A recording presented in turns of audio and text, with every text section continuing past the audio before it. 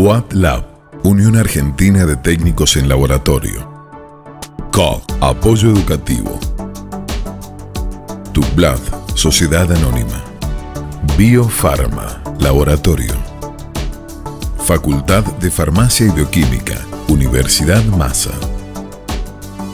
Facultad de Ciencias Médicas, Universidad Nacional de Cuyo. Facultad de Ciencias Médicas, Universidad Nacional de Córdoba. Centro Regional de Hemoterapia. Cruz Roja Argentina, Filial San Rafael. Fundación Noti. ABM, Asociación Bioquímica de Mendoza. Todo Laboratorios, Equipamientos e Insumos. Kairos, Laboratorio Bioquímico. CLB, Cursos Laboratorio Veterinaria, Nicolás Clementi. Laboratorios REM, Renovación en Medicina. IFTS10, Instituto de Formación Técnica Superior. AR, Capacitación Integral. CIPES, Sindicato del Personal de Estatales de la Salud. CIF, Sociedad Investigación Forense. ATELACH, Asociación de Técnicos de la Provincia del Chaco. Working Group, Secretariado Administrativo. Filigranas Yo, Chocolates. Santos Lugares Wine, Bodega. Solo Sabores, Almacén Gourmet. Chocolate, Viajes y Turismo. Tigoya, Exquisitos Sabores. Mega Analizar, tecnología y calidad al servicio de la salud.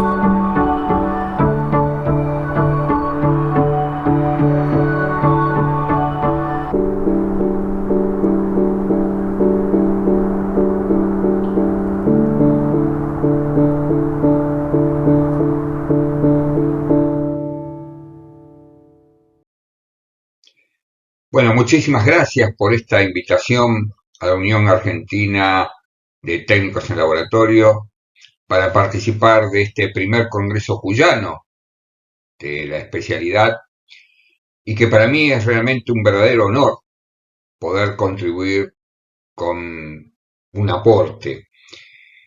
Particularmente gracias porque los que me conocen saben que estoy en el área de la bioquímica, pero en realidad comencé mis primeros pasos en el laboratorio como técnico en laboratorio. Y por supuesto es un honor cada vez que me convocan porque tengo muy clarísimo que la salud requiere de verdaderos equipos de trabajo que estén centrados en el paciente y en su seguridad y en la comunidad. Y por supuesto lamento mucho no poder estar allí hoy físicamente porque es una provincia que me encanta, disfruto mucho cada vez que voy, por la razón que fuere, por trabajo, por capacitaciones o por simplemente descanso.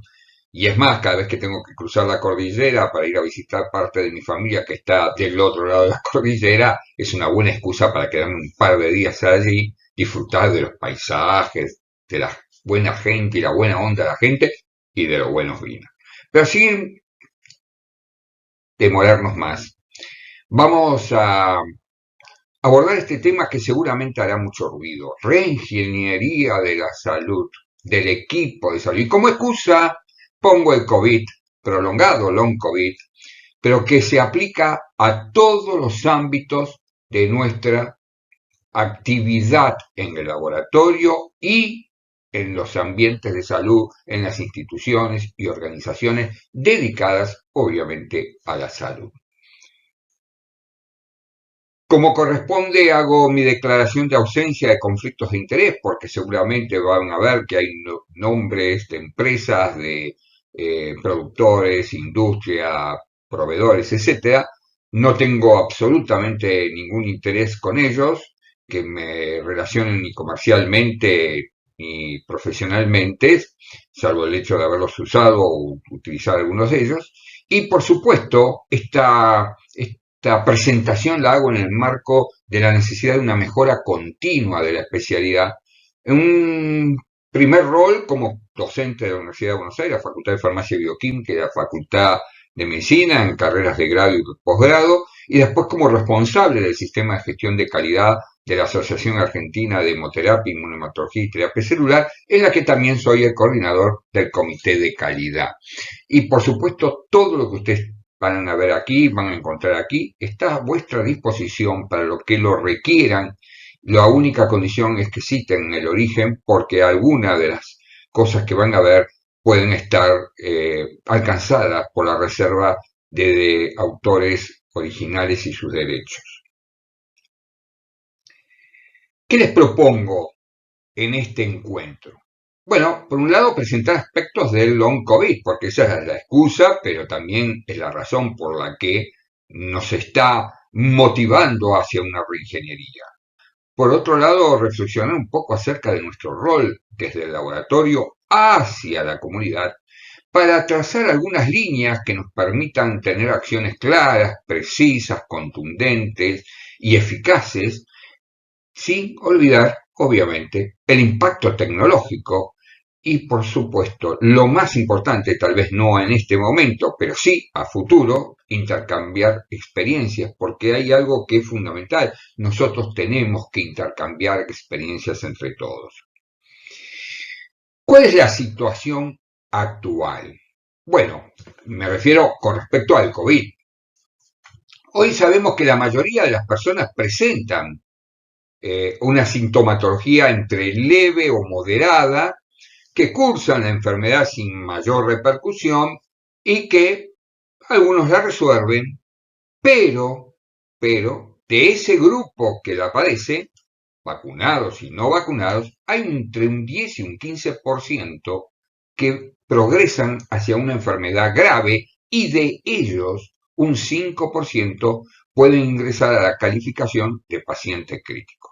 Recordemos que paciente crítico es todo paciente que por sí mismo, por sus sistemas orgánicos, sus sistemas funcionales, no puede sostener la homeostasis interna, el equilibrio del medio interno. Y por lo tanto necesitan un soporte externo, denominado soporte vital. Habitualmente, esto se resuelve entre 2 y 6 semanas, dependiendo obviamente del impacto, de la gravedad del cuadro, pero se observa que hay un número muy importante de personas que o persisten con algunos síntomas. El mayor síntoma relatado es la fatiga, el cansancio, esta especie de pérdida de claridad mental, niebla mental, le dicen algunos, y en otros parece que la resuelven y reaparecen de nuevo a los meses con alguna sintomatología coincidente con la previa que tuvieron mientras cursaron la fase aguda de la patología. Lo importante es que durante este segundo proceso no contagian. Esto es algo que ya sí lo tenemos documentado. Si bien esto es del año 2021, pero nos sirve, es la información que teníamos de la Organización Mundial de la Salud a través de Infodemic y EpiWin, en donde se muestran los dos casos, ¿no? Los que transitan por una sintomatología y un cuadro de infección aguda leve y aquellos otros que lo hacen en forma grave. Obviamente aquí no habla de long COVID porque en ese momento todavía no teníamos información al respecto. Los leves, como los graves, empiezan a desarrollar la patología 5 a 6 días, los graves por ahí se adelanta un día o dos antes, y empiezan entre el quinto, sexto día, cuarto, quinto día, el inicio de sintomatología, y mientras los leves en 2 semanas lo resuelven, se recuperan, los que son graves siguen desarrollando durante 3 a 6 semanas la patología y pueden en un punto álgido, que es alrededor de la tercera, final de la tercera semana, principio de la cuarta, entrar en una fase muy grave que incluso puede llegar, como dije antes, a la situación de criticidad. Por supuesto, hoy, si tuviéramos que actualizar esta gráfica, acá aparecería esta nueva expresión de long COVID o COVID prolongado. Según el Nature Communication, entre 6 y 18 meses después de la infección, una de cada 20 personas no se había recuperado. Y no se había recuperado en forma completa. Y 2 de cada 5 solo lo habían hecho parcialmente, un poquito. Si nosotros pensamos y ajustamos estos números, 2 de cada 5 equivale a, para que tengan una idea, 4 de cada 10, 8 de cada 20. Y si le sumamos esto, serían 9 de cada 20 personas tendrían un long COVID, un COVID prolongado. El PER, que le puse la I en minúscula para que no se confunda con las L, etc., muestra que el 6%, en una encuesta que hicieron hace muy poco tiempo, de seguimiento de pacientes con COVID, el 6% de 31.486 personas no se habían recuperado para nada. Absolutamente seguían transitando con patología, sintomatología, en un cuadro mal, después de ese tiempo que habíamos visto de 6 semanas. Y un 42% solo lo había hecho en una forma parcial. Es decir, que si nosotros sumamos estos dos, prácticamente el 50% de los que padecen COVID, insisto en este concepto, vacunados o no vacunados, persisten o con parte de la sintomatología o con prácticamente toda la sintomatología. O sea que el long COVID es una realidad. Y cuando buscamos población de riesgo, ¿qué nos hemos encontrado?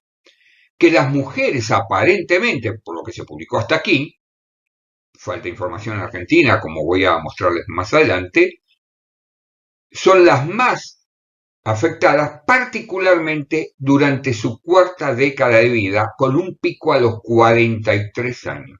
Por supuesto, los adultos mayores, ya lo sabemos, las poblaciones económicamente desfavorecidas. Y esto sí es importantísimo.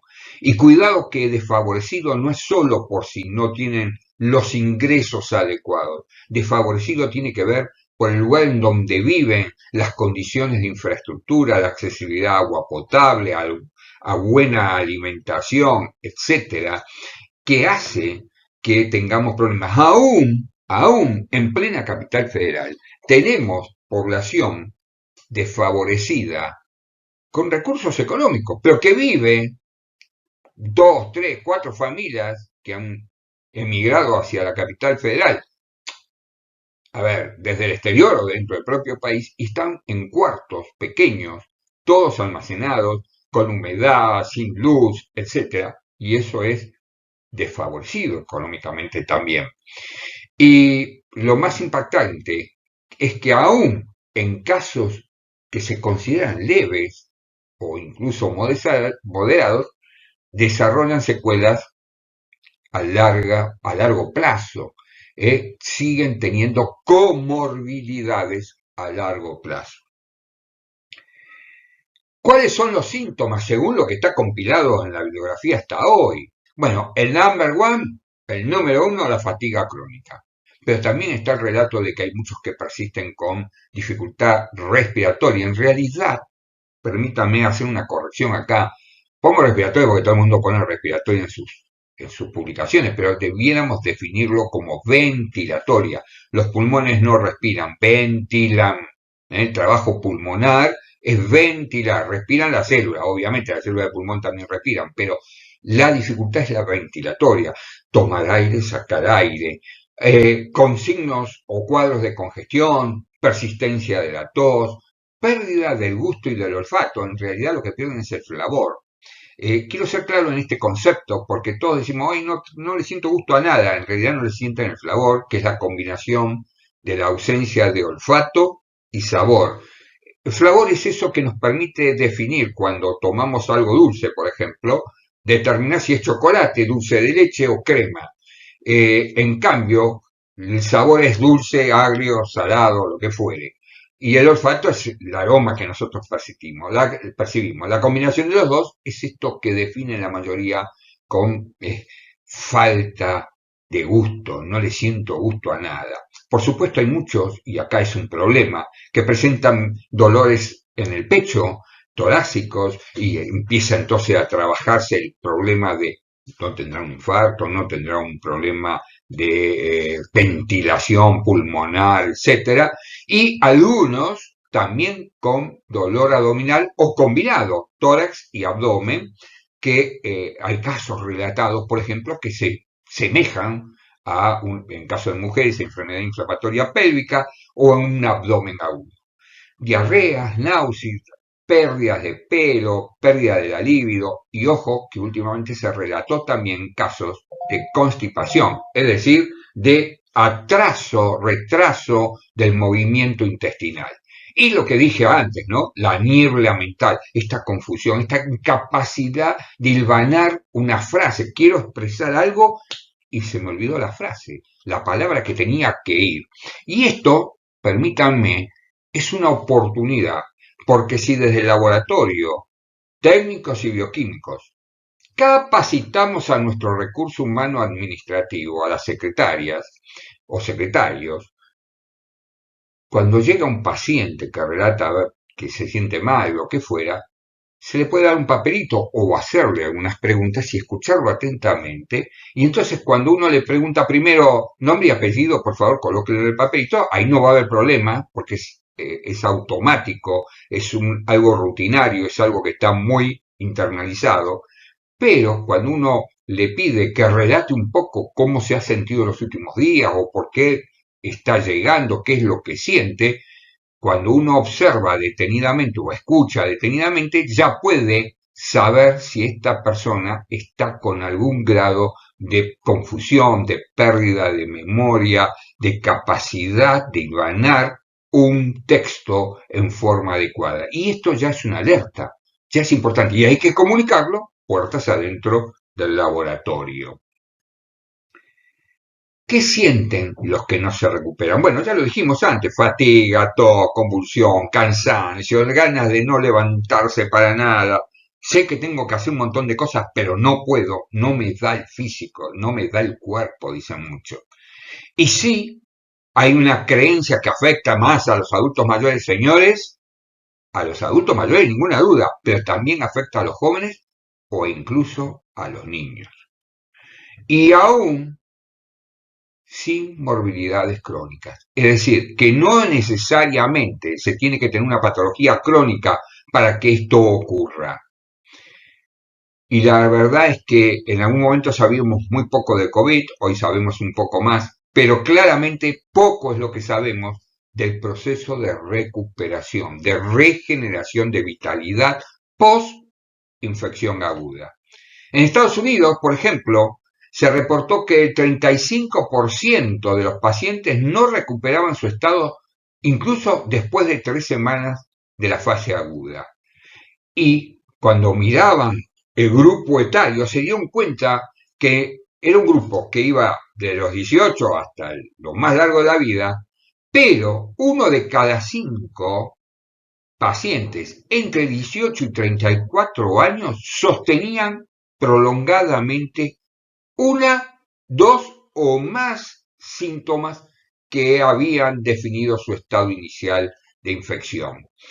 Y el mayor impacto, obviamente, estaba en la presencia de aquellos pacientes que cursaban con alguna comorbilidad, como la hipertensión arterial, la obesidad, o que ya tenían un estado de salud mental afectado, sabiéndolo o incluso no conociéndolo, y que después, obviamente, estudiando el cuadro, uno determinaba, o el equipo de salud determinaba que esta persona tenía un padecimiento mental. Entonces, este es el grupo. ¿Qué sienten los que no recuperan? Lo que vimos antes. ¿Quiénes están afectados? Ojo, toda la población. Sean jóvenes, sean niños, mujeres en edad fértil, mujeres premenopáusicas, mujeres menopáusicas, adultos mayores. Como dice hoy la Organización Mundial de la Salud, adultos jóvenes, porque hasta los 100 años somos todos jóvenes. ¿Qué evidencia teníamos al respecto de esto de COVID prolongado? Bueno, miren, en el año 2003 en infecciones respiratorias tipo SARS por coronavirus, ya se relató que existía, después de 24 meses,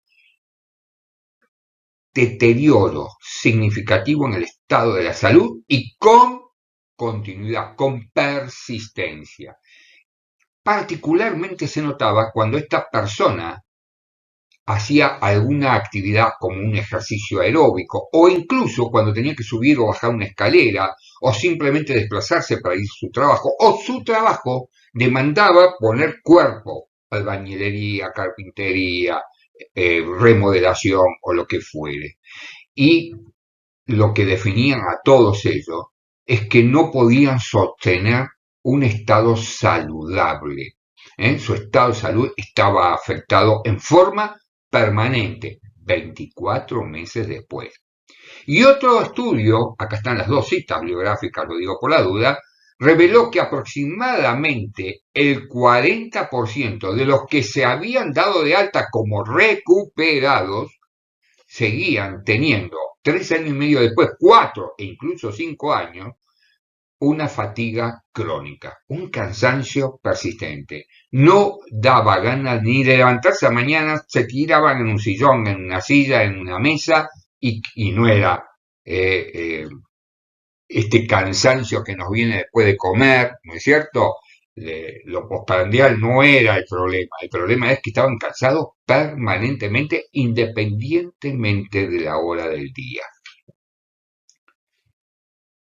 ¿Qué órganos o qué sistemas están afectados? En realidad todos, pero podríamos hacer una clasificación o una segregación. Y si pensamos en el corazón, algo que es muy común es que aparece un daño muscular compatible con un síndrome coronario agudo, donde el miocardio, particularmente el ventrículo izquierdo, afecta a su capacidad de volumen minuto, a su gasto cardíaco, que es el volumen minuto eyectado por el ventrículo izquierdo y que es lo que va a permitir irrigar a todo el organismo y oxigenarlo, y ese proceso, en definitiva, generaba un estado de insuficiencia cardíaca. Vamos a hablar en presente porque es así, genera un estado de insuficiencia cardíaca con mayor o menor grado de alteración del electrocardiograma y también de las enzimas o biomarcadores cardíacos.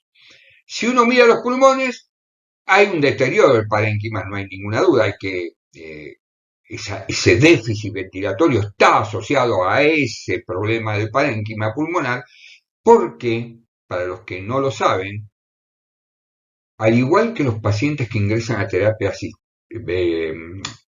crítica, a terapia intensiva, y tenemos que ventilarlos, tenemos que entubar, lo que nos damos cuenta cuando los entubamos es que estos pacientes presentan un pulmón que se llama baby lung, pulmón de bebé. ¿Qué es lo que pasa? Disminuye su complancia por el proceso inflamatorio que hay. Es decir, se distienden los alvéolos menos. Y esto genera que este paciente tenga una ventilación insuficiente. No llega el aire hasta todos los alvéolos, no se expanden adecuadamente y no hay un intercambio dióxido-oxígeno adecuado. Pero no se afecta solo el corazón y el pulmón, porque este es un virus respiratorio que afecta particularmente a la vía aérea superior, sino que también afecta al sistema nervioso central. Anosmia, olfato ausente que ya vimos, el flavor ausente, síndrome de Guillain-Barré, es esa neuropatía descendente por anticuerpos contra la mielina, descendente, que hay que terminar entubando al paciente, que se puede resolver en la mayoría de los casos, si se hace una adecuada asistencia ventilatoria, y, por supuesto, los famosos efectos tromboembólicos, el derrame cerebral, la embolia pulmonar, el infarto agudo de miocardio, etcétera, que va a estar acompañado seguramente de datos de laboratorio. Todo esto, más lo digestivo, más lo hepático, más lo dérmico, que también hay casos de dermatitis con COVID, se acompaña de un cuadro general que está caracterizado por lo que ya dijimos, una fatiga persistente. Por supuesto, también hay factores de riesgo relacionados con el tromboembolismo. Y esto tiene que ver la obesidad, tiene que ver el tipo de sexo al que pertenece la persona, su edad, las comorbilidades asociadas, un cáncer, si lo tiene, el proceso de inflamación, y toda infección es un proceso de inflamación. Si ingresan o no a una unidad de cuidados intensivos para recibir soporte vital, y el grado de liberación de citoquinas por el proceso inflamatorio y la incapacidad de la respuesta antiinflamatoria que debe acompañar a esta tormenta de citoquinas, que generan daño cardíaco y daño pulmonar. Es decir, que tenemos una melange, un gran contexto de complejidades. ¿Cuándo? Es la pregunta que me suelen hacer todos, y la verdad que Nalbarian y colaboradores lo definieron bastante bien. ¿Cuándo yo tengo que empezar a pensar, particularmente en aquellos que han padecido una patología grave, que ya tendría que meterlo en la categoría, colocarlo en la categoría a la paciente o al paciente de un COVID prolongado? Bueno, según ellos, al inicio de los síntomas y durante las siguientes 4 semanas estamos en una fase aguda, entre la 4ª semana y la 12ª semana estamos en una fase subaguda de recuperación, y a partir de ahí, si persisten los uno o varios síntomas, ya lo debemos considerar COVID crónico según la traducción que hicieron del trabajo de ellos. En lugar de crónico, debiéramos usar la expresión COVID prolongado o long COVID. Lo que pasa es que en nuestra cultura profesional, lo que es a largo tiempo se asocia a la cronicidad.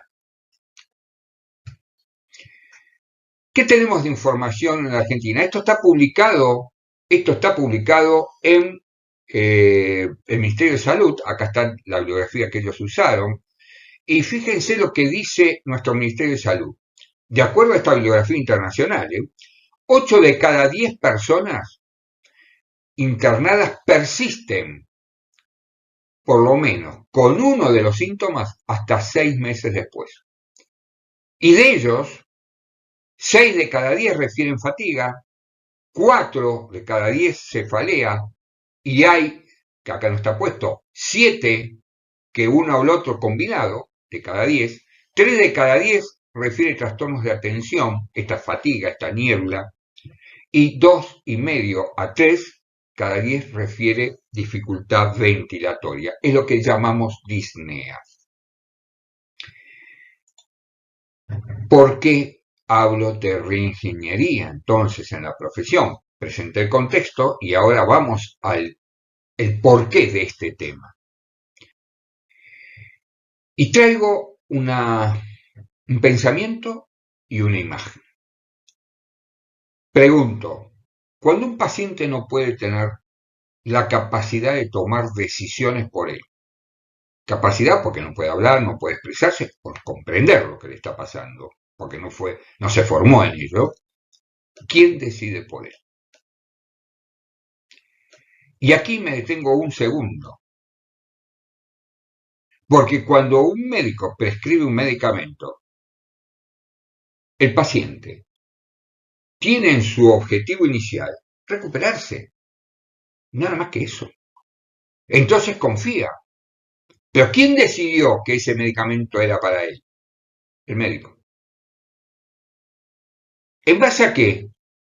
Y en base a imágenes, a lo que ocultó físicamente cuando lo revisó, si es que lo revisó, al laboratorio, a la información que el laboratorio brinda a partir de una solicitud, de una práctica analítica. Y con el resultado enfrente toma una decisión por el paciente. ¿Y qué es esta imagen? Por ahí alguno la conoce. Esto no es ni más ni menos que el árbol filogenético de la hepatitis C. Si yo les preguntara a ustedes desde cuándo hay hepatitis C, tenemos conocimiento de la hepatitis C, algunos me van a decir, bueno, no, al final de la década del 90, después del VIH, cuando aparecieron métodos para detectar. en realidad la sospechamos de antes, porque hubo un momento que decíamos hepatitis A, hepatitis B y hepatitis no A, no B. Cuando uno hace el estudio retrospectivo de la filogenética, descubrimos que la hepatitis C, y hago un alto aquí, esto representa los 5 continentes. América del Sur, América del Norte, con el Ártico, Europa, Asia, Australia y África. ¿Qué les quiero decir? Desde 600 años antes de la llegada del hombre europeo a América, los incas ya padecían la patología, la hepatitis C. A tal punto que cuando aparecía un brote de ella, creían que era un castigo de los dioses, un castigo divino, y por eso sacrificaban más niños para calmar esa ira. Pero si ustedes pudieran observar detenidamente el color de esta imagen, se darían cuenta que es totalmente diferente al color de estas otras. Y es más, si uno pudiera esto agrandarlo y ponerlo específicamente, debiera haberlo hecho, pero bueno, para simplificar, miráramos los colores, acá hay dos tipos de variantes. Una variante genética, un genoma que es el que portan todos aquellos que adquirieron la patología por compartir jeringas. Pero miren qué interesante, jeringas con drogas intravenosas, obviamente. Pero miren qué interesante. Si yo tomo a un paciente de la Quiaca y a uno de Ushuaia, ambos tienen la misma genómica, pero nunca compartieron entre ellos dos la misma jeringa. Y por otro lado está el otro grupo, el que la adquirió por un proceso médico, una cirugía, una prótesis, una endoscopía, algún tratamiento que se le hizo y que generó una infección por cuidado de su salud. Ahora bien, nuestros métodos, que utilizan reactivos industriales comerciales, están fabricados con patentes particularmente de Asia, con lo cual no están dirigidos exclusivamente a nuestra genómica. Ergo, podemos tener más falsos positivos, menos falsos negativos, como se dice, o más, quién lo sabe.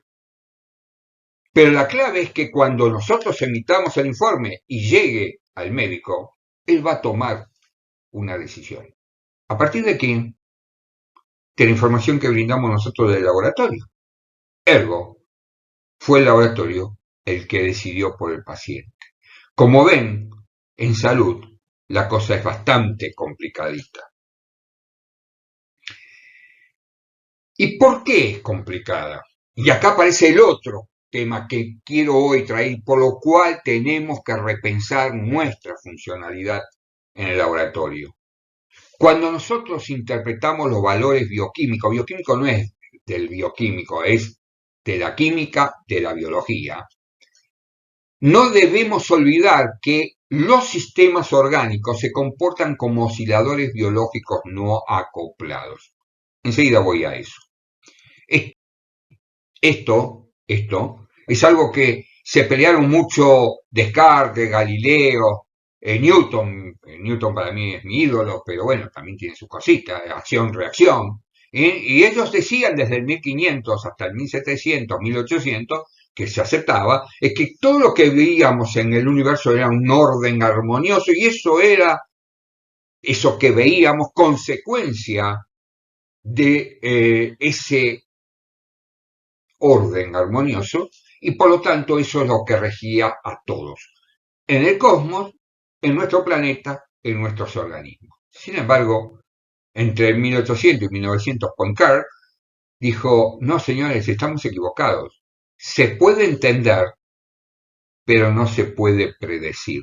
No podemos afirmar que lo que vemos es consecuencia de tal cosa. ¿Y por qué decía esto? Porque los sistemas orgánicos, los órganos, están conectados entre sí como si fuera con un resorte. Entonces acá tenemos el cerebro, el corazón, el pulmón, el intestino, 4 metros y pico de sistema inmune ahí, el estómago, el pulmón, el corazón, la piel, todos. Y están todos vibrando acotadamente cuando hay salud. Por eso los valores de referencia se suelen expresar en un rango mínimo y un rango máximo para un X porcentaje de la población. Es más, tiro una bomba. Vayan pensando que en breve no va a haber más valores de referencia universales, sino que vamos a tener que contextualizarlos para cada uno de los pacientes, de acuerdo a su contexto genético, lugar, ocupación, endemicidad, etcétera, incidencia, etcétera, que hay en su comunidad, en su lugar de residencia. ¿Y qué pasa cuando estos órganos vibrando entra una patología? Y bueno, uno de ellos se dispara para un lado y entonces los otros tratan de hacer fuerza para volver a traerlo. Y entonces vamos y venimos, vamos y venimos. Y si ahí hacemos un estudio de laboratorio, ¿qué nos vamos a encontrar? Que los parámetros bioquímicos del hígado y del riñón, por ejemplo, por decir algo, están alterados. Y la pregunta que surge es, ¿están alterados los dos órganos? ¿O en realidad está alterado uno y el otro está tratando de compensar, tratando de que todo vuelva a la normalidad? Pero los parámetros bioquímicos van a estar alterados. ¿Qué es lo que está pasando? Que la respuesta a un proceso crítico, agudo, de trauma, de sepsis, de shock séptico, de shock redistributivo, lo que fuera, se comporta como un sistema no lineal complejo, donde todos los órganos generan nuevos escenarios. Hay un nuevo escenario que se puede comprender, como decía Poincaré, pero no se puede predecir cuál es el que está mal y cuál es el que está compensando. Y ese nuevo escenario es la respuesta inflamatoria. Y vaya si el COVID no es una respuesta inflamatoria. Y acá viene el desafío para el equipo de salud. ¿Qué toco? Porque si yo toco un órgano que está traumatizado, que es el que genera todo este caos, ok, vamos para adelante, está fabuloso. Ahora, si yo toco el órgano que estaba compensando, la catástrofe. El pronóstico es gravísimo. Este es el gran desafío que tenemos como equipo de salud, contextualizar los datos del laboratorio al contexto de nuestro paciente. Por supuesto, en todo proceso inflamatorio hay una injuria, que esto es lo que medimos nosotros en el laboratorio, molecular y celular. Hay un montón de moléculas alteradas, un montón de enzimas alteradas, parámetros, iones, lo que fuere, es lo que podemos medir en el laboratorio, y algo orgánico que es lo que percibe quien está atendiendo al paciente, que tiene que ver con su sintomatología, y el propio paciente, cómo se siente él. Y todo esto está causado por ese estímulo que agredió, y entonces depende del tipo de estímulo, depende de la intensidad de ese estímulo, como yo digo, depende de la extensión de la patología y de la profundidad de la patología. Y esto a la vez va a generar rápidamente un mecanismo defensivo. Inflamación, antiinflamación. Y después tiene que venir, una vez que pasamos la fase aguda, el proceso de reparación, que requiere, por un lado, un proceso adaptativo, luego de ese proceso adaptativo vendrá lo regenerativo, que requiere de una remodelación para dejar todo como estaba antes del problema. Claro que esto puede ser eficaz, puede ser efectivo, no quedan secuelas, o puede quedar una cicatriz y entonces tenemos una pérdida de funcionalidad.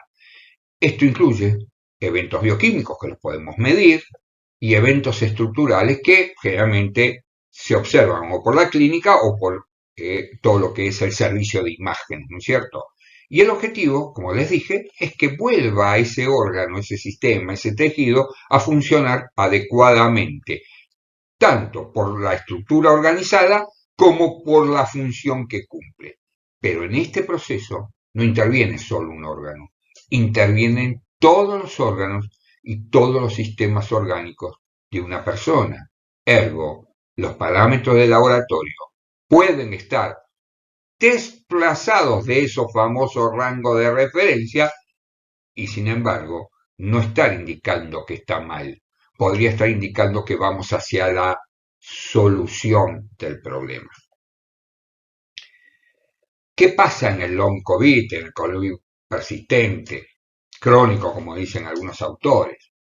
Bueno, es justamente un proceso complejo que involucra a todos los sistemas orgánicos, por eso se dice que es multiorgánico, y que la característica es que estas personas se les diagnosticó previamente el COVID y que fue, por lo menos antes, ahora ya está un poco más complejo porque lo dan por hecho y no se van a testear, por serología o por biología molecular, y lo más importante de todo es que por las políticas de salud que hubo, se lo manda al domicilio y entonces estos pacientes dejan de tener un seguimiento clínico y un seguimiento bioquímico. Bioquímico en el sentido, insisto en este concepto, de los parámetros que expresan la biología, los parámetros químicos que expresan el funcionamiento biológico de estos órganos. Y por supuesto, estas señales que va a tener la persona van a ser producto de una alteración funcional como consecuencia de un daño estructural, que no lo hemos evaluado, que no lo hemos medido y que no lo tenemos totalmente claro.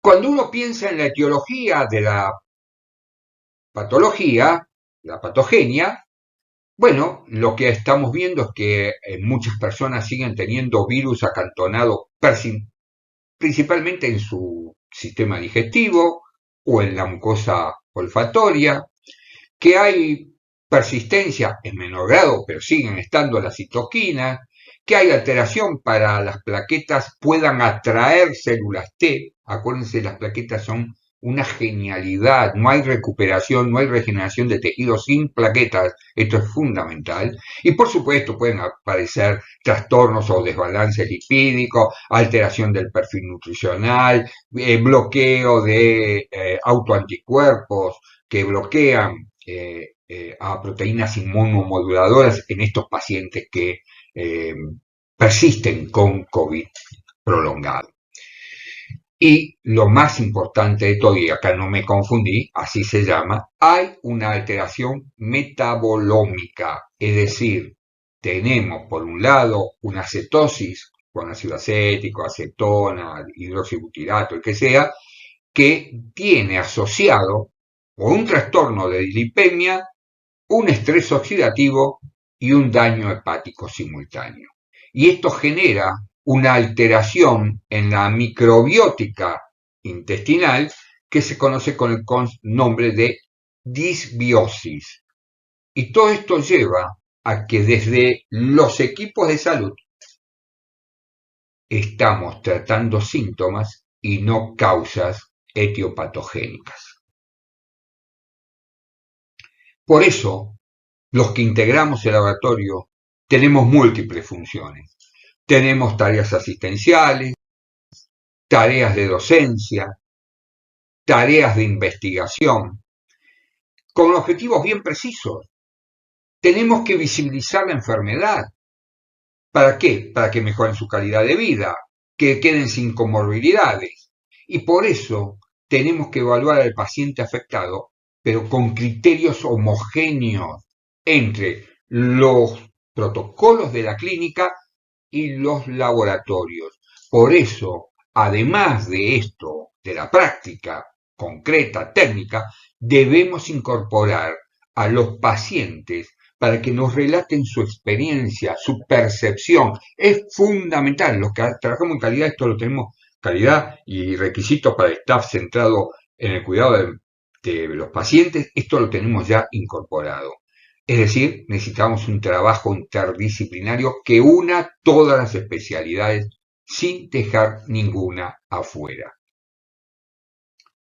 Acciones específicas, bueno, hoy tenemos cosas, tenemos teleconsulta, podríamos hacer hemograma completo, pero hay que incluir la eritro para ver proceso inflamatorio agudo, perfil lipídico, perfil renal, calcular el índice de filtración glomerular o evaluarlo. ionograma, que debe incluir calcio y magnesio, por favor, fundamental. Si yo no tengo regulado el magnesio, no puedo regular el potasio, esto es clavísimo. Por supuesto, la coagulación, la glucemia, hay que incorporar la hemoglobina glicosilada. Me estoy refiriendo a pacientes COVID prolongado, pero no era diabético. Igual hay que hacerlo, porque daña todos los órganos simultáneamente. Los perfiles hepáticos, proteína C reactiva, la tiroides TSH, y si esta estuviera alterada, hacer todo lo demás. Y por favor, de estos tres, la vitamina B12 hay que valorarla porque hay que prevenir anemias crónicas a largo plazo. Y todas estas prácticas, insisto en este concepto, sin ayuno. Sin ayuno. Hoy las metodologías mejoraron de tal forma que no hace falta ayuno. Fundamental. Después, para alguna práctica sí, pero se la dirige. No podemos hacer todo con ayunos prolongados y más en personas adultos mayores que se extiendan en los ayunos innecesariamente. Según los síntomas, que es lo que habitualmente hacemos, acá les dejo una serie de prácticas que habría que hacer si el paciente nos relata algo de esto. Estoy con astenia, bueno, proteonograma, ácido úrico, complementos, cortisol, etc. No, estoy con tos y sigo con un dolor acá en el pecho, bueno, la troponina, pero otros biomarcadores como el dímero D, los factores natriuréticos cerebral. Tengo unos trastornos digestivos bueno, sangre oculta en materia fecal, la amilasa, y ojo que la amilasa también afecta, por eso está puesta acá arriba, al pulmón, El páncreas tiene repercusión pulmonar.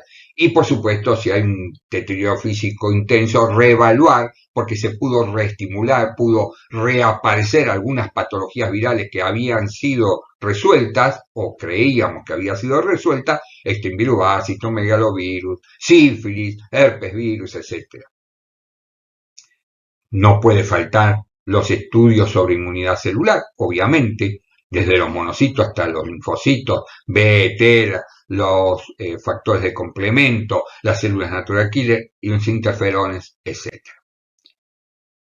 Y siempre saturación de oxígeno. Ya sabemos que cuando el paciente tiene menos de 97 ya hay una alerta, menos de 95 ya está insuficiente con aire, obviamente ventilando con aire ambiental, al 21% de FiO2. Pero esto tiene que medirse siempre. Siempre debe medirse. ¿Hay algunas condiciones especiales? Sí. Pacientes con COVID prolongado que ingresan al servicio de urgencia. Por favor, no relativizar síntomas. Y rápidamente determinar el estado bioquímico de ese paciente en forma sistémica. ¿Haciendo qué? Perfil por sistemas orgánicos. ¿Qué pasa con el paciente que tiene que ir a una cirugía? Bueno, hay que hacer una analítica del estado funcional también. No puede faltar esto, iones, glucemia, proteína C reactiva, dímero D, ferritina, factor natriurético. Tenemos que tenerlo claro porque después del estrés quirúrgico puede tener una complicación seria.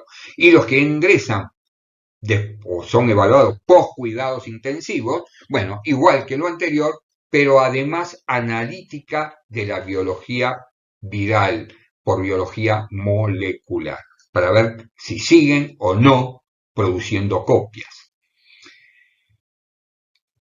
Hoy disponemos de tecnología point of care. Yo sé que hay muchos colegas que se enojan con esto, ¿cómo lo maneja cualquiera? Bueno, el point of care tiene que ver eso. Yo soy uno de los que están de acuerdo, a pie de cama, pero, importante, importantísimo. El laboratorio es quien define los procesos, desarrolla los planes, selecciona a las personas cualificadas o las entrena para poder usar estos equipos. Y por supuesto tienen que tener objetivo de calidad, control de calidad, evaluación externa, evaluación interna, y todos los datos tienen que ingresar en el SIL del laboratorio, en el sistema informático del laboratorio. No puede ser que hagamos prácticas al pie de cama que nunca se facturan y después para colmo, porque el resultado no le gustó, te mandan la muestra al laboratorio también. Funcionan como alertas precoces, temprano, y hay que instruir al personal. ¿Qué desafíos tenemos? Muchos, pero tenemos que responder estas preguntas en nuestro país. ¿Qué número de afectados existe con COVID prolongado? No lo sabemos. ¿Cómo se distribuye etariamente? No lo sabemos. ¿Por qué es más prevalente en las mujeres? ¿Cuál es la causa? ¿Es el virus? ¿Es la inmunidad? ¿Qué es lo que pasa? ¿Qué alerta debiéramos utilizar para predecir tempranamente que ese paciente puede ir a un COVID prolongado? ¿Con qué biomarcador o con qué biomarcadores? Y esto requiere de una estrategia para integrarnos al equipo interdisciplinario de cuidado de la salud de los pacientes. ¿Cómo nos integramos? Y esto también es un terrible desafío. Por eso hablo de reingeniería. ¿Hay fortalezas y oportunidades? Sí, la Big Data hoy nos permite llegar rápidamente a la información, tener conocimiento, ver cómo impacta ese conocimiento. Nosotros somos los que más entendemos cómo se expresa bioquímicamente un proceso fisiopatológico, cómo funciona, si funciona eficazmente una terapia, lo sabemos, lo comprendemos y podemos ayudar. Por eso, el resultado del laboratorio da una experiencia enorme, o ya sea para diagnosticar una alteración, o para pronosticar un desenlace, o para evaluar una gravedad, o para evaluar la eficacia de una terapéutica. Y voy terminando, disculpen los minutos. Hay dos opciones principales en la vida. O aceptamos las condiciones existentes como están, o aceptamos la responsabilidad de cambiarlas. Y agrego, Phil Knight, el creador de Nike era una expresión griega para la diosa de la fortuna, ¿no? Nunca te pares, dice él. Larry Page, en una expresión muy contundente, dice, siempre da más de lo que esperan de ti. Nunca te pares, siempre da más de lo que esperan de ti, y yo les agrego, por muy difícil que parezca, siempre hay algo que se puede hacer por el paciente. Básicamente, tenemos que visibilizar nuestro rol. De eso se trata la reingeniería. Salir de las cuatro puertas del laboratorio donde hacemos ensayos clínicos. Parecemos ratones de experimentación haciendo experimentos. Cerramos la puerta, ponemos un cartelito de peligro biológico. Lo único que tenemos razón, porque somos el peligro nosotros con los datos que mandamos. No, tenemos que salir, tenemos que reorganizarnos, tenemos que mejorar las condiciones de la vida para cuidar a nuestra comunidad, pero fundamentalmente para cuidar a los que nos cuidan. Nosotros tenemos que cuidar al equipo de salud y nos tenemos que cuidar como integrantes del equipo de salud. Por eso, amigos, aquí les dejo para conversar. Ahí está mi correo electrónico, hágalo a través de la Unión Argentina de Técnicos en Laboratorio, no tengo ningún problema. Me comprometo a intercambiar todas las experiencias que sean importantes. Gracias y perdón por estos 5 minutos de exceso, pero bueno, para mi buen entender, creo que valió la pena. Señores, éxito con este congreso, pero fundamentalmente éxito para generar una reingeniería profesional en el laboratorio. Gracias por todo.